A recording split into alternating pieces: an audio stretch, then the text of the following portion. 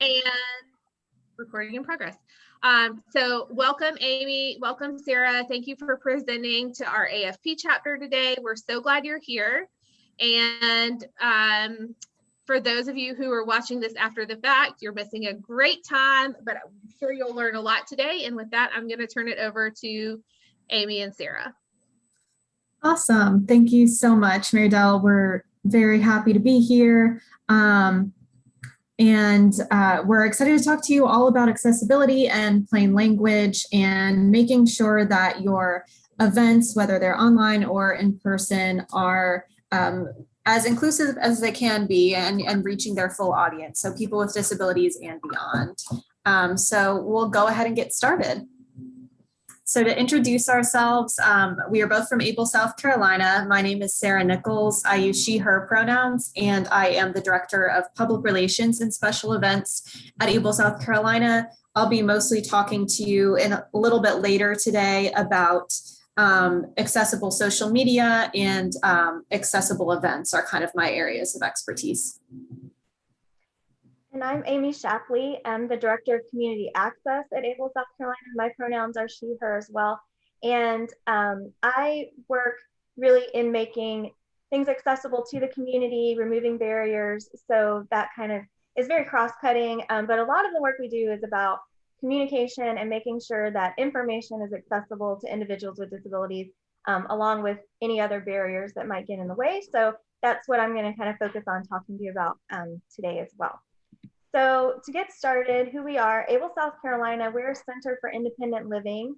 We're one of 3 centers for independent living in South Carolina, and we do serve a large area of the state with our direct services, but we also do a lot of statewide initiatives. As you can see here, getting some legislation signed. This was actually for Parenting with Disabilities Act.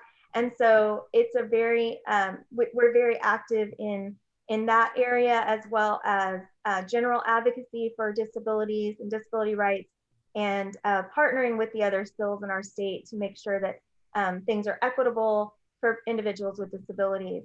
And a Center for Independent Living is an organization that's not about helping people with disabilities, but we really are about self-empowerment. So they are mandated federally, Centers for Independent Living in every state, to be able to help individuals live independently in community-based settings with community-based resources.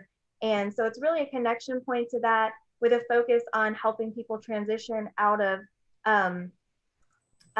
institutional settings and to help them have access and resources to things they need, like employment, peer support, navigating services and navigating benefits, lots of different things. So we do provide a lot of services.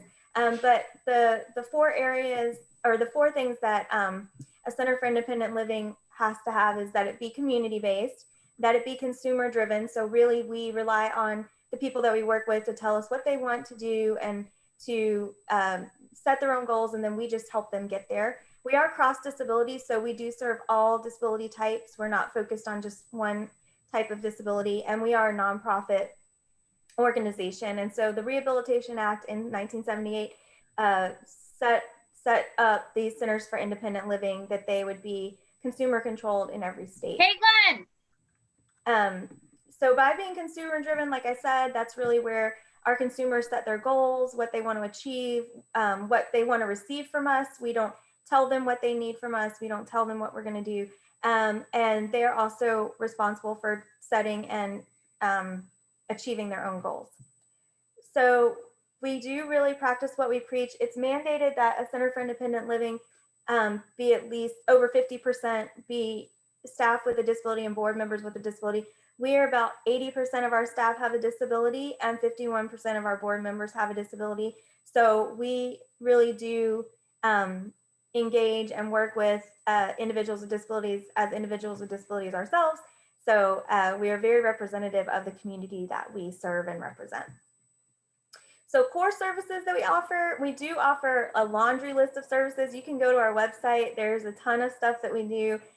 We have a lot of really cool initiatives that we work on to promote disability awareness, disability rights, but the things that core services that every Center for Independent Living provides is information and referral services. So we help connect people to the things that exist in our state that can help support them.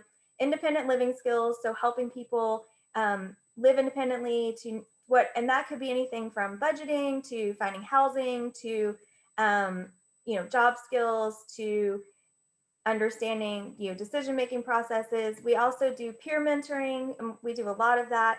We have several groups that meet regularly, as well as one-on-one peer mentoring. We do provide advocacy, as I mentioned several times, for disability rights and legislation that supports individuals with disability, and then transitional services, so helping people go from more of an institutional setting to the community-based settings. So today we are going to talk to you about accessibility specifically. So we're going to help you guys understand best practices for creating plain language, help you learn to apply tools for creating accessible social media posts, and then help you know what to look for in hosting accessible events.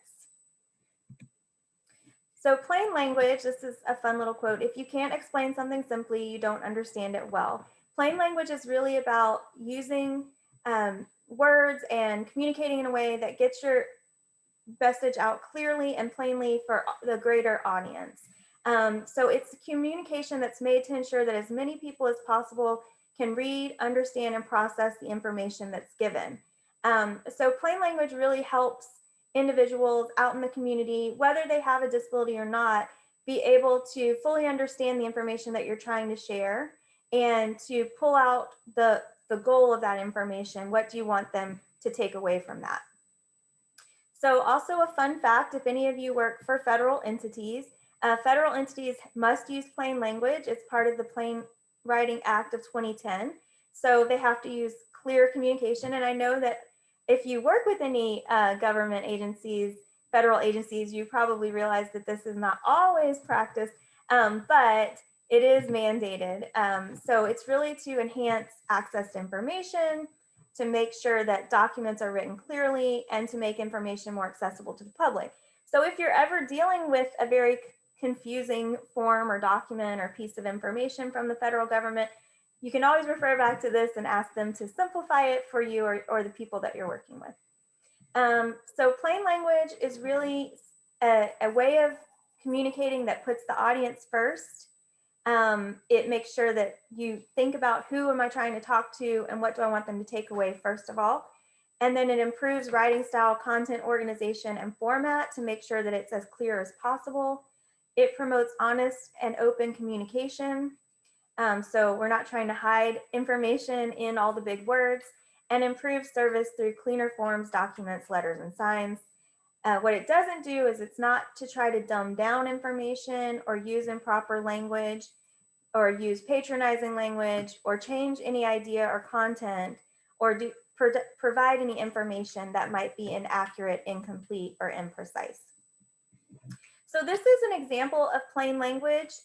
So before, it says infants and children who drink water containing lead in excess of the action level could experience delays in their physical or mental development.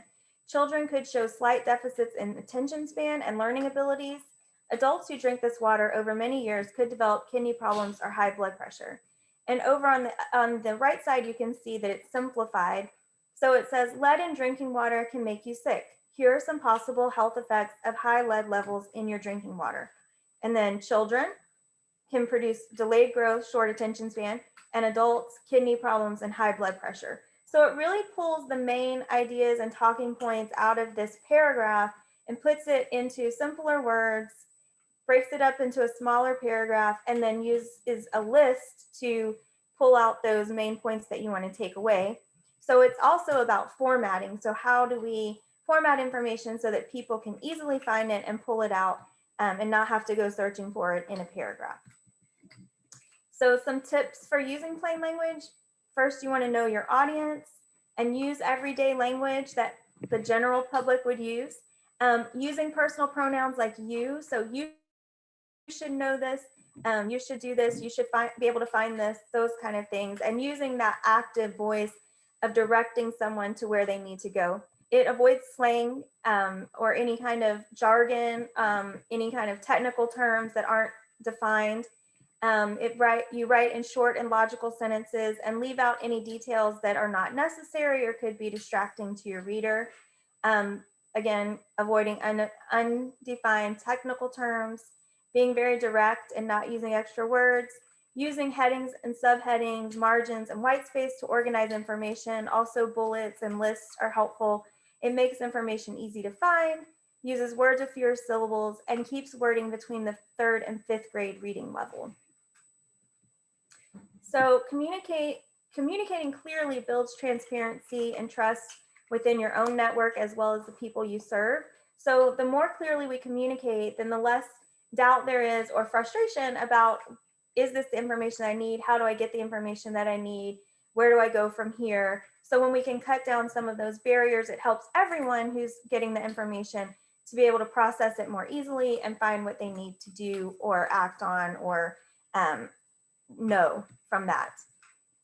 So it does create inclusion for a broader audience so that more people can be engaged in the information that you're sharing and everyone gets it on a level that they can understand.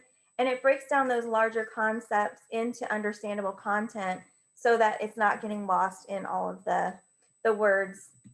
So this is something that you want to think about using in presentations, in any meeting notes and agendas, on your website and social media, which Sarah's going to talk about in just a minute, but also you can use it in internal communication. We've all gotten those emails where you're like, why did this person use so many words? So we can simplify what we're saying internally as well. And then any flyers or promotional materials, we want to make sure that we're keeping things simple, that we're not overcomplicating it, and that we make our information easy to find. So I'm going to turn it over to Sarah now, and she's going to talk more about accessible online communication. Cool, thanks, Amy. So yes, as she said, I'm going to talk a little bit more about accessible online communication now. This will be helpful for you depending on what your exact job description is, but any kind of online communication with donors, with the general public, whether that's social media, email blasts, anything of that nature, these are some things that you'll want to keep in mind moving forward. So specifically talking about social media accessibility, the things I'm going to be sharing with you basically are ways to make your content more accessible for people with disabilities. That often means people with visual disabilities or hearing disabilities, but really there are a wide other number of disabilities that it can help as well. And in terms of why it matters, for one, you can reach a larger audience when your content is accessible, because if it's not, then, potentially the entire blind community can't see what you're posting, and therefore they're not getting that content. It also demonstrates your commitment to inclusion. So, as just speaking from our organization's perspective, we're a nonprofit and we talk about inclusion a lot, and we want to demonstrate that with our actions as well, and making your content accessible is another way to show that you're thinking these things through and you're trying to be inclusive of the community. Also, accessibility benefits everyone. So not just people with disabilities, although certainly so. A good example of this is having closed captioning or subtitles on videos. That is extremely helpful for people with hearing disabilities, but it's also helpful really for anyone. Think of anyone who watches Netflix with the subtitles on just because it's easier to follow along, or anyone who's not a native English speaker. So there are like a lot of different benefits of having these kind of accessibility features built into your content. And then lastly, of course, it is the law, as Amy mentioned a little bit earlier. Public information is required to be accessible, at least upon request. So if nothing else, you should follow along because it's the law. So some of the basics, this is what I'll be talking about for social media accessibility. One of the big ones is what's called alt text or image descriptions. I will explain all of these more in a moment. Open and closed captions on videos, color contrast, especially when it comes to creating graphics, designing things, or your website, and then some other basic things such as emojis, hashtag usage, and plain language, as Amy mentioned earlier. So first, talking about alt text. I'm not sure if you've heard this term before. The purpose of alt text, which stands for alternative text, I think, is to provide a description of visual content and information. It's primarily for people who are blind or have low vision, and it is supposed to be used for any photos, graphics, or GIFs that you post anywhere on your page. So basically, if you are posting something on Instagram and there's a photo of some of your organization's members, you would want to indicate in the alt text, photograph of blank, these members standing outside smiling or whatever it is. And basically that's so that someone who is blind or low vision is still essentially having the same experience when they're looking at your content as opposed to someone who can see. So also you'll kind of see the phrases image description and alt text used interchangeably. They're slightly different, although also very similar. Alt text is normally a shorter description and it's coded into the post. So in a moment, I'll show you a way when you're posting on Facebook or Instagram or Twitter that you can actually, when you upload the photo, you can kind of embed it in. So that's what alt text technically is. And then an image description is normally a longer, more descriptive description, and it is often in the post. So in the caption, if you go on our social media, you'll see these in the bottom of our captions. Awesome. So just an example of alt text. There is no necessarily correct answer for these. It is a little bit subjective because someone has to write the alt text. But basically, you want to make sure that you are just conveying the most important information or the main kind of purpose of that image or graphic. So this is just one example of alt text for the image on the right on the screen here. And the alt text says, close up of two Black and disabled women smiling and holding hands. The woman in the back is wearing compression gloves and looking lovingly at the woman in the front, who is sitting in a power wheelchair. Okay, so normally I spend a good bit of time on this exercise. Because of our time, I'm not gonna spend a ton of time, but I wanna give you a few minutes to try to write an image description for this image that's on the screen here for anyone who's participating.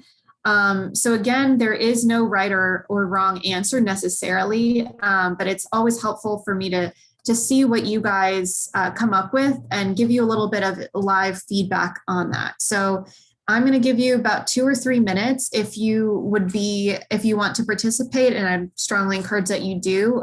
Write out your image description and put it in the chat box, please, and I will be looking through them and just providing some feedback. So I'm going to pause for about 2 minutes, give you a moment to look at this image and write a description, and then we can go over them together.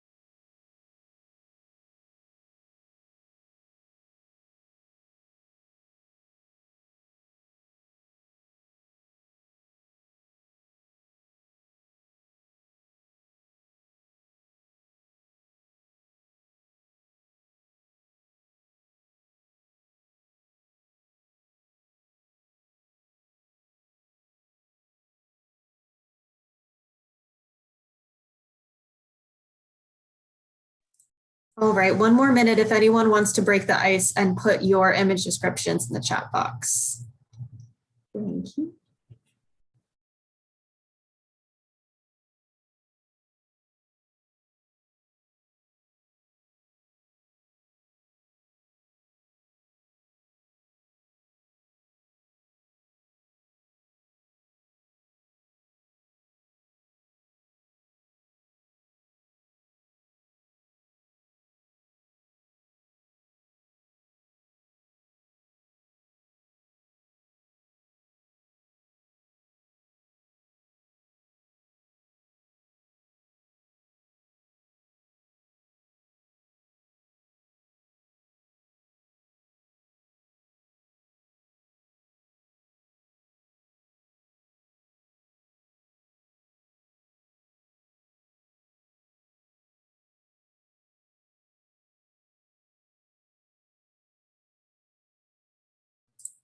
Okay, so I'll go ahead and review what's in the chat box so far in the interest of time. Thank you, Mary Del Hayes, for putting your stab at an image description in the chat here. And Beth, I'm just seeing yours come in. So I will read Mary Del Hayes's first.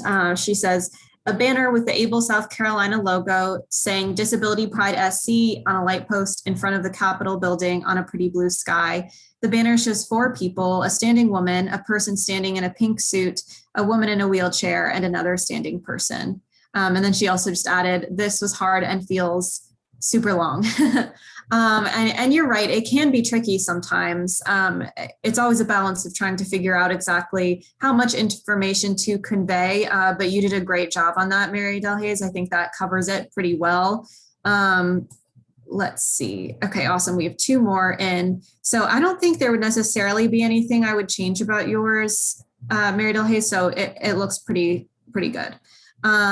Beth says, Able SC proudly presents Disability Pride SC. Banner includes colorful photos of our brothers and sisters just like me. Yeah, that's a great example. I normally like to provide a little bit more description in terms of like the surrounding environment. So since this is a photograph, maybe mentioning, you know, the clouds in the background or the Capitol building or something like that. But that was a great example. And then Becky says, a light pole with an Able SC banner. Banner says Disability Pride SC and shows 4 women.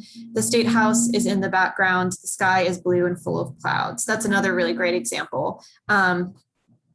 So that kind of shows you how, there isn't one exact way to do it, but as long as you are getting the most important information conveyed in it, then it's pretty much a great start. So thank you everyone so much for participating in that little exercise. It can be a little hard to write at first, but the more you do it, the easier it feels and the less time you have to spend on it. So really, like anything else, practice will make this come easier. Amy, if you can move us forward.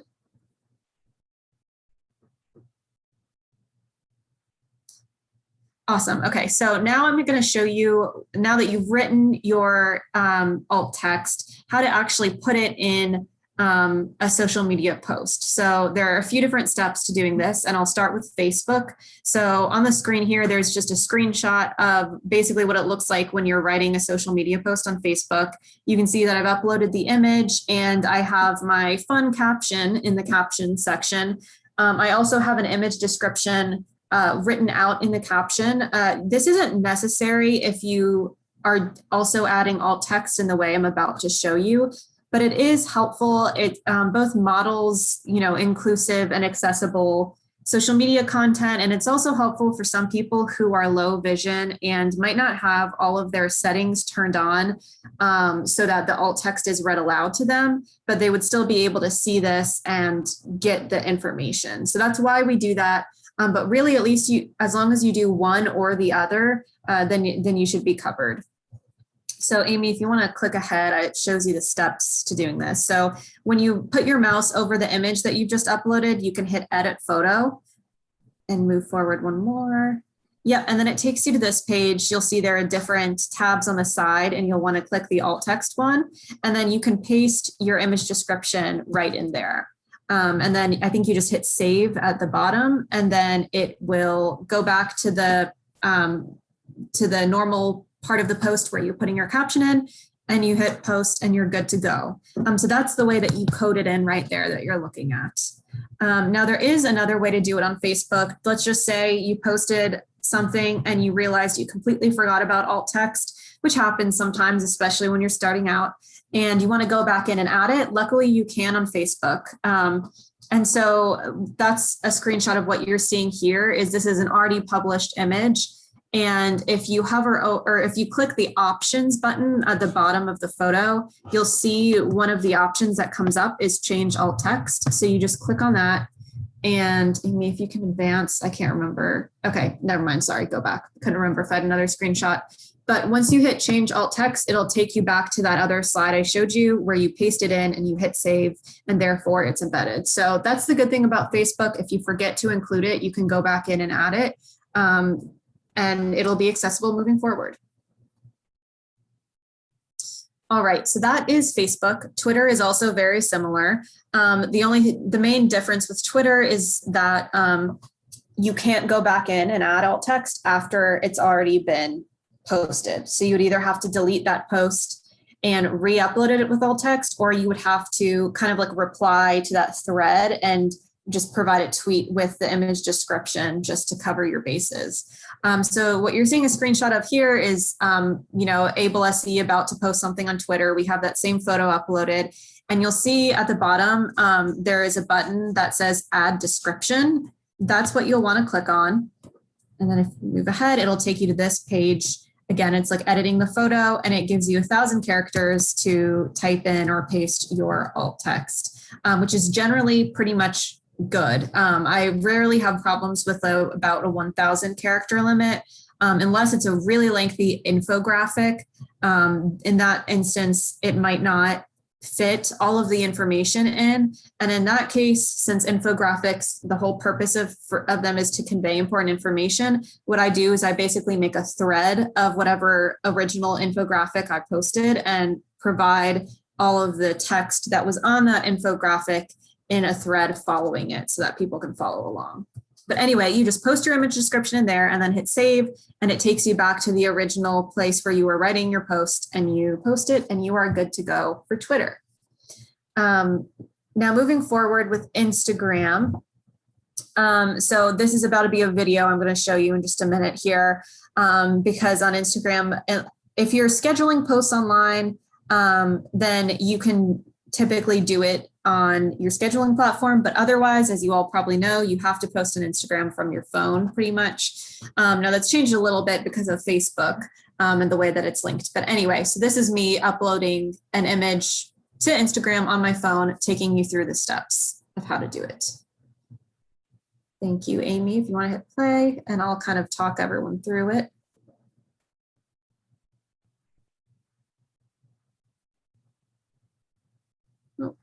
It looked like it almost played for a second there, Amy. I'm hitting play.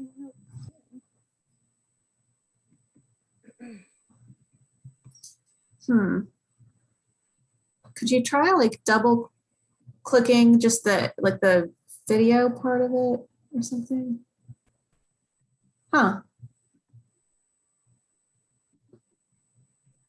Sorry about this, everyone. Normally, I've played this exact video presentation before and it hasn't been a problem. But I can talk you through it either way. And we can also send you the slides after the fact, and you might be able to play this video yourself. So sorry about that. But basically what happens, you're uploading a photo to Instagram, and I'm actually going to pretend to do it right now so I tell you all the right steps. You select your photo, you hit next, you skip the filters page, and it takes you to writing your caption. So you write your caption, and then when you scroll to the bottom, you see a button that says advanced settings. When you click on that, there are a bunch of different settings that come up.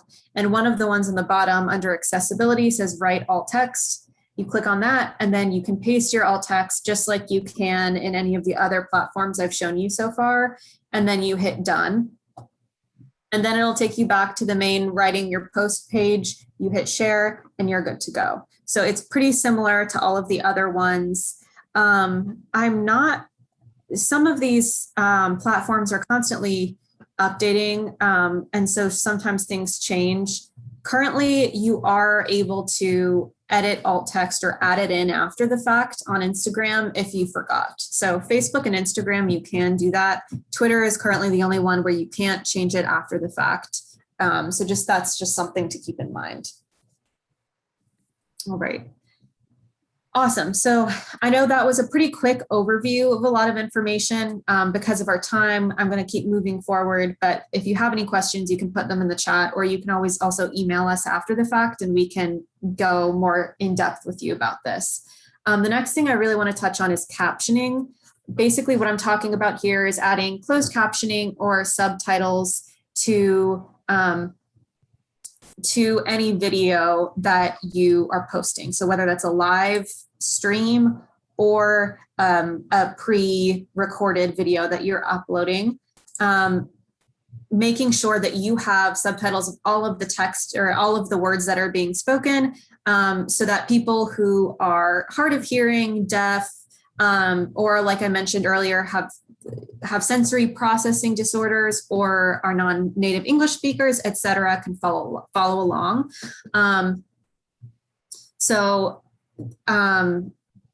Yeah, also I have a pro tip on here that says that captioning your videos drives up engagement on social media, which is a good thing to note. So again, this is an example of accessibility benefiting everyone. I know I'm not hard of hearing or deaf, but I have subtitles turned on Netflix, on my social media posts, because sometimes, think about if you're in public and you're scrolling on social media and a video comes up and you want to watch it, but you don't want the sound to start playing because you're in public, you can follow along with the captions. And so that's kind of an example of how it drives up engagement in a much larger way. So that's just something good to keep in mind.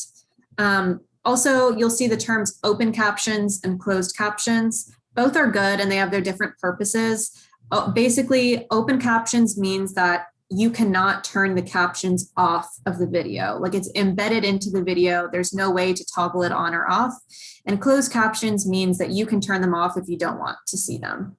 And now, in terms of how you caption your video, I have a few options I'm going to take you through in a moment. If you'd like to go ahead, Amy.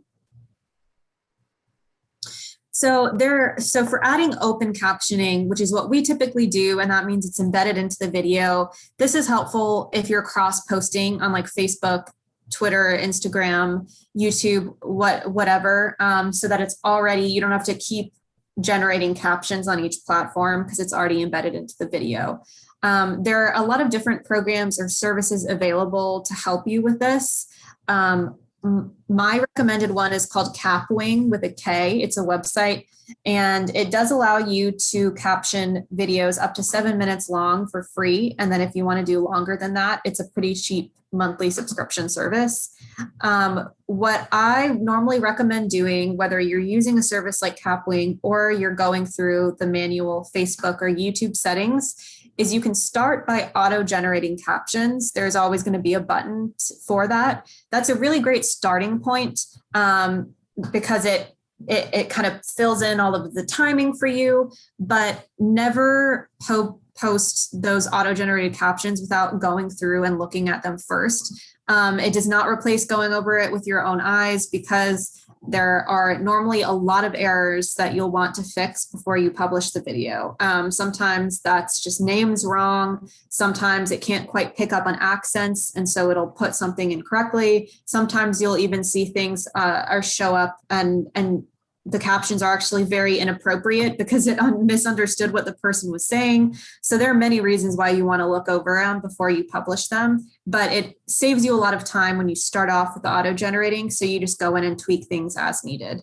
Another option is you can, if you have a little bit of money to spend, you can send your video out to get captioned by a professional service. So rev.com is a good one that what we've used before. And it's good if you have like let's say you've like an hour long video or something, a large video file that you don't want to spend the time doing yourself. And you have the money to spend on this, you can go ahead and send it off, and they'll send you back what's called a .srt transcript file of the captions, perfectly professionally done. And you can upload that to whatever video or social platform that you're using. So like Facebook, YouTube, there'll be a spot where you can upload that transcript file, and it will like sync with the timing perfectly and everything. So that's another option if you have a little bit of money to spend. Okay. So moving forward, closed captioning, just to quickly show you how to do this. You can do it on the platforms themselves. So this is a screenshot of uploading a video on Facebook. You'll see, I think you just hit settings or edit video, and you'll see on the side right, there's a few different options, and I clicked on subtitles and captions, which are also called CC sometimes for closed captioning. And then all of those options pop up on the left. So you'll see that part where you could upload an SRT file, or you can write captions yourself. What I would recommend, like I said, is hit the auto generate button. It takes just a few minutes, and it'll auto generate the captions and then pull them up for you to go through and review. And then once you're happy with them, you can hit save and it's good to go. So that's what Facebook looks like. And then I think the next one is YouTube. Yeah, so if you're uploading a video to YouTube, same thing. You'll see when you're uploading this video, you hit details, and then there's a section for original video language, subtitles, and CC. You can click on that and you hit edit on Classic Studio, and it'll take you to a different page where you can, again, either upload your file or have it auto-generated and then review it. YouTube is good to do this on too, because that way, anywhere you share the YouTube link, it'll have that closed captioning capability. So like if you post it on Twitter or Facebook with the YouTube link, the captioning will be included. Now, live captioning. So, live streams and live events are becoming important and, more and more prevalent. And it is always best practice to make sure that you have live captioning during any of these events, so that people who are deaf or hard of hearing can follow along in real time and don't have to wait until, either the event is recorded or you send it off to a transcriptionist to get it transcribed, because that's just not quite as accessible and not fully inclusive. So if you were doing a live video like on Facebook or YouTube, there are options for auto-generated captions. It's basically just a button that you press when you're setting up your live stream that you can say auto-generate captions. They are better than nothing. So, this is the free option, basically. It's better than doing absolutely nothing. So if you're tight on budget, I would recommend doing this over not having anything, but they will have flaws. Like I said, it's not going to be perfect. It's not, if you're trying to do a really professional event, or an event where that you're going to have people with disabilities in attendance, we would really recommend that you have paid captioners who their entire job is to basically you can set them up easily to be the captioner. They kind of know how to do this, and we'll talk you through it. And then they'll be typing the whole thing out in real time. And that way it's just a little more accurate and responsive. And this screenshot I have on the bottom right corner of the slide is when you're in Zoom. So if you're doing a Zoom event like this, if you're the host of an event, you have an option for subtitles and captions. And if you click on that, there is an option to auto-generate, and Zoom actually does have a pretty good and pretty accurate auto-generating feature, just so you know. That's pretty new. But also you can assign a participant to type, as you see here, and that is what you would do for a captioner if they were joining. There are several different places online, websites, and companies have paid captioners. You'll also sometimes see this called CART, which is C-A-R-T, and they can help you with this whole process. So in the interest of time, I'll move on from this, but again, we can always talk to you more about this at the end of the presentation or later through an email. So when we're thinking about events, some of the accessibility areas that we want to look at are things like transportation. So is there a bus stop nearby? Is Are cars able to get close to the event space? Are people able to get rides there? And then with parking, um, there is, a general standard for one accessible parking space for every um, 20 parking spaces. But then when you think about if you're having an event and you're going to have more people, it might be a good idea to cordon off extra accessible parking spaces with some cones. And we're actually working on a guide that we'll be publishing on our website that is about making events accessible. So that'll be published in August or September on our website. And so that will be available to everyone, and it gives some more guidance on some of these things. But these are just things to be thinking about. How close is the accessible parking to where you're actually holding the event? Is it something that someone's going to have to navigate a ways? What are some ways that you can alleviate that, even if it's accessible, if someone um, is disabled and maybe not using a wheelchair, but has a accessible parking tag. If it's a long distance, if it's a wheelchair, that might not be such a big deal. But if it's not, if it's someone who has difficulty walking or traveling, that might be a different issue. So thinking about navigation and mobility, how hard is it to get in and out of the building? Are there accessible restrooms and how many? Making sure that the ADA requires that everything at an event be accessible to the same level as someone who is not disabled. So any information that's shared by vendors, food and drink, water fountains, information booths, any of that kind of stuff should be as accessible. So it needs to be set up in a way that someone who has a disability, a physical disability, can navigate. Additionally, it's important to train your event staff on disability and where to go and who to ask for information if someone does need accommodations or special assistance at an event. And then it's also a good practice to not have flashing or strobe lights, because that can cause difficulties for people who have epilepsy and seizure disorders. And so we definitely would not want that, would want to avoid that. And then Sarah has some additional event accessibility considerations. Yeah, so this is more so in terms of when you're in the process of planning your event, some things that you want to keep in mind. The most important one that I will reiterate is at the top here, and that's registration. So whether your event is a free or a paid event, you typically will have, an RSVP or a registration page where people just put in their name, whatever info you need to indicate that they're attending. The most important thing that you do that will help you planning the rest of your event is have a question on your registration page that asks if anyone needs any accommodations to attend. We have some sample language here, so you don't have to use this exact language, but here's one example.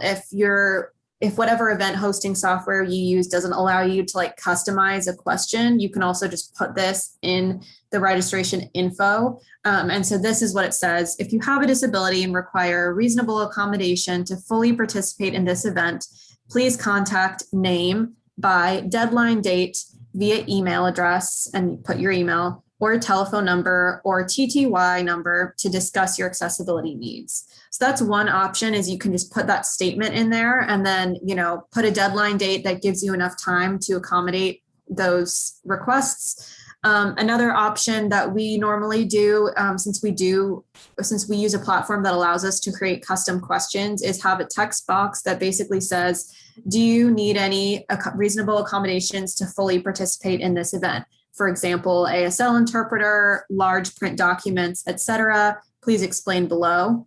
And then people can go in and just type it in while they're registering. So this is really the most important part because it allows you to tailor your event to accessibility needs. And also it helps you save money by just spending on what accessibility needs are requested rather than trying to do every single thing, because I know that that might not be feasible for everyone for every event. The only other important thing about this is make sure that whoever is the contact or the person who tracks registration, that they're frequently checking to make sure that if you have gotten any reasonable accommodation requests, that they can be followed up with in a reasonable amount of time. Some other things to keep in mind, I already told you about closed captioning for events. That's something that's very important. Another thing you may want to consider is having an ASL interpreter, which stands for American Sign Language Interpreter, at your in-person or online event. This is helpful, again, for the deaf and hard of hearing community, specifically because closed captioning is helpful as well for them, but ASL is often a deaf person's first language, and it's not exactly the same as like the written word. So it really provides more context for them and more understanding for them than just captioning would. There are plenty of companies where you can hire interpreters by the hour to do this for you. You can either have it as a standard that you include it in all of your events, or you could wait and see if you have any specific registration requests for interpreters. And if that's the case, then you'll definitely want to hire one. So that's something to keep in mind. Another thing, especially if you're having an in-person event, is making sure that your speaker or your host for the event kind of gives some cues or explain some accessibility features when they're getting started. So if it's an online event, it could be something as simple as the speaker saying, if you want closed captions turned on, there's a button below to do so. Or if someone is presenting something, making sure that they are visually describing any images that might be on the screen. Basically just some stuff like that. Make sure the speaker or the host is aware of accessibility concerns so that they can mention them if you have provided accommodations. Also making sure that your speakers have a little bit of guidance on plain language so that, it's easily understood by everyone in attendance. I know when we get into our niche fields and interests, we can use a lot of big words that we think everyone kind of knows when we're describing things because it feels so normal to us. But kind of as a reminder to pull back and try to use plain language, explain things clearly so that everyone can understand. And then lastly, if you're doing an in-person event, and you're having catering or any kind of food, making sure that that's set up in an accessible way. So one simple example of this is if you have a buffet style catering, make sure that the counters where you would go to get your food aren't so high up that a person in a wheelchair couldn't easily reach them. That's just one example, but like making sure things are on a lower level. There's obviously more I could go into in terms of event accessibility considerations here, but those are some of the main ones. Again, the most important thing being that you have a space on your registration page that indicates or asks for accommodation requests, because then you can make sure that any that need to be included are being tracked and included. Also, this is just a small note, but an important note nonetheless, that another important and good way to make sure that you're planning your event in an accessible and inclusive way is by including people with disabilities in planning your event and in the presentations. So for example, if your event has like a planning committee or any kind of like group that leads the planning of the event, make sure you have diverse people on that planning committee, people with and without disabilities, people with multiple marginalizations, so that they are kind of helping you stay on track and they are making sure that the event is, being planned well every step of the way. And then also just in terms of presenting, obviously, if it's a kind of like a conference with a lot of speakers, it's always good to have diversity in those speakers. And sometimes people think of diversity in just in terms of gender or just in terms of race and ethnicity, which are both incredibly important, but also making sure that disability is included within that. So it's important to make sure that you're consulting with organizations run and operated by people with disabilities like AbleSC. So if you have questions about accessibility, we do have a very representative staff. So if you have a question about, screen readers or anything like that, we have people on staff who are actual screen reader users, and we have a lot of skill in those areas, and it really is an ongoing process. So it's something that you have to keep doing. It's not a one and done kind of situation. So having these kind of checklists where you're always thinking through each time you do an event or a post or create new communication, that you're thinking through these different steps. And the more of these that you do ahead of time, the less work you have to do when you go back and check things. So that's just a little reminder. But we're here for you to help support you as you try to increase accessibility for individuals across our state. So do we have any questions?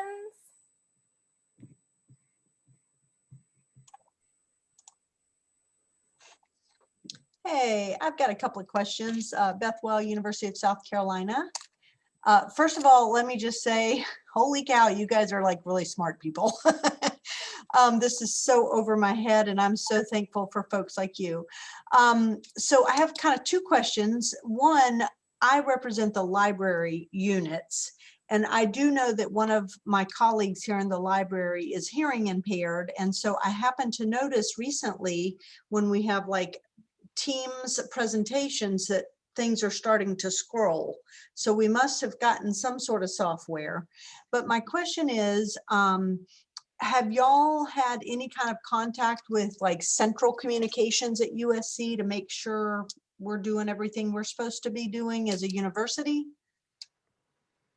Well, we have several contacts within the university system, and we are actually part of something, a group that we house called Ask It, which is Accessible South Carolina Information and Technology. And so some of the folks who run communication there are part of Ask It, as well as those who work in the like the disability services. So we do have some connections there, and we also work with a lot of the different schools within the university on specific projects.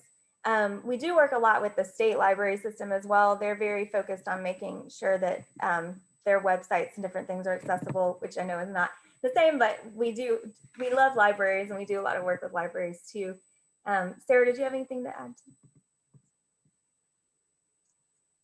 I don't think so. I think Amy pretty much covered it. We do have a good number of contacts, but we're always happy to, to reach out to new people since the university is so big and there's so many different departments. Yeah. So is there a charge to have y'all come and talk to, like if I wanted to have you guys come and train our library communications team on all the social media platforms, like you said, and all those different things, is that something y'all do, and how much would it cost?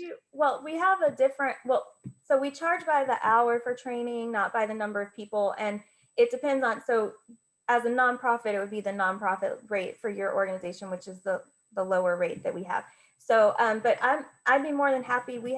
This is my contact information here, and I do coordinate all of our training. So if you want to shoot me an email with the information, I could put together a proposal for you and let you know what that would cost depending on the number of hours and the training that's requested. But we do a lot of training, a good bit of training on web accessibility and accessible communication. That's probably the thing that we train on the most right now, other than just disability sensitivity is the other thing that we do a lot of training on. Those are our two most popular training topics. Perfect. I'm going to talk to our director of communications here in the library about what I've seen today, and then we'll reach out to you via email. And thank you so much again. Appreciate you. Yeah, and just to let you know, when we do those trainings, we do a lot more of the practice pieces so that people actually learn how to create these pieces of content, as well as PowerPoints and Word documents and PDFs and all of that as well. So thank you.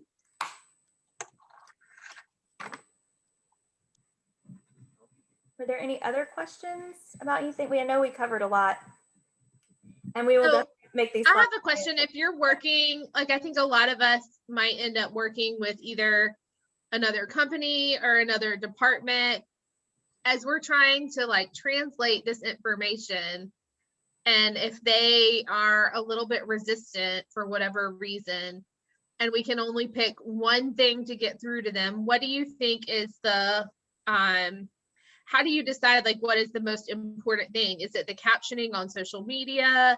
Is it pushing for the event accessibility? If we can only get one thing done, you know, in the next 3 months, what do you think we should really try to focus on?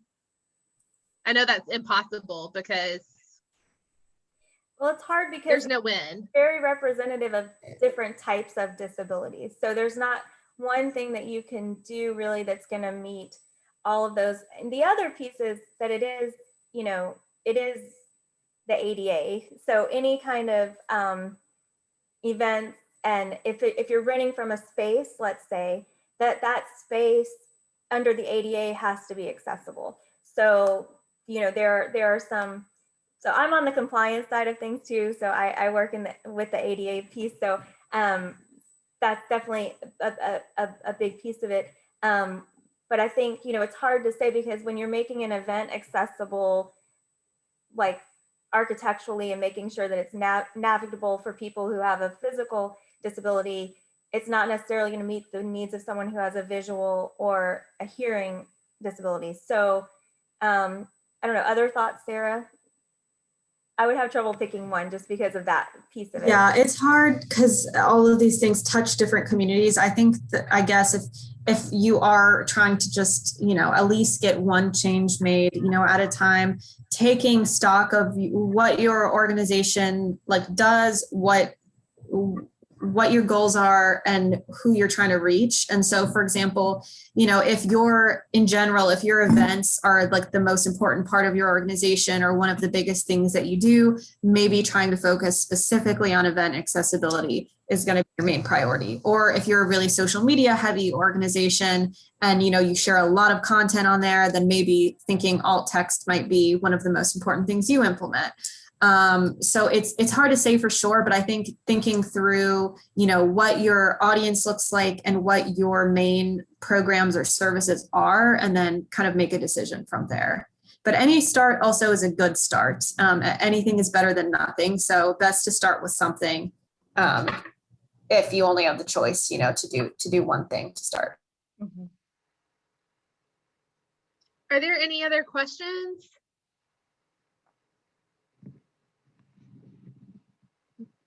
Well, we will provide these slides to Mary Dell so she can distribute those.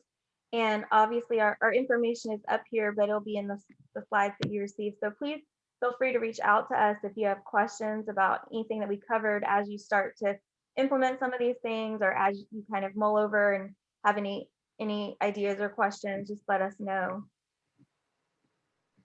All right. Well, Amy, Sarah, thank you so much for your time and for sharing with us today. For those of you who are watching this after the fact, or those of you who are going back to refresh and get more information, we hope that you found this helpful as you increase accessibility to your important work in our community. And we hope everybody has a great day, and be on the lookout for information about our August foundation panel coming up in a few short weeks. So go forth, enjoy the rest of the week, and we'll look forward to seeing everybody again soon. Thank you again for being here. Thank you, everyone, for your time.